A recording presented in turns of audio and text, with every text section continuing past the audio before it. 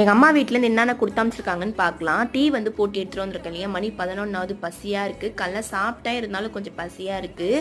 Tea வந்து கொஞ்சம் ஆறட்டும், என்னென்ன இருக்குன்னு பார்க்கலாம். எங்கள் வீட்டுக்காரை வந்து தேவையானது போய் வாங்கிட்டு வா சமைக்கிறதுக்குன்னு சொன்னேன். வேலையாக இருக்குது, அப்புறமேட்டா வாங்கிட்டு தரேன்னு சொன்னாங்க.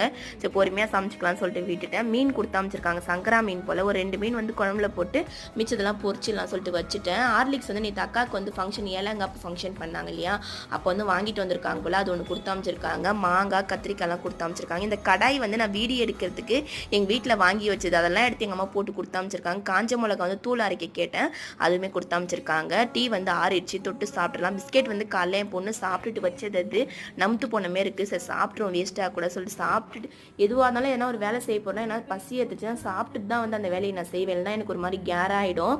மீன் க்ளீன் பண்ண பார்த்தா ஃபேனே போட்டிருக்கேன். மீனை க்ளீன் பண்ணிவிட்டு எங்கள் மாமனார் வந்து காலைல வந்து அந்த பெஞ்சுக்கு அடித்து கொடுத்தாங்க சாப்பாடு வைக்கிறது மேலே. அதை எங்கள் வீட்டுக்கார் பெயிண்ட் அடித்து வச்சாங்க.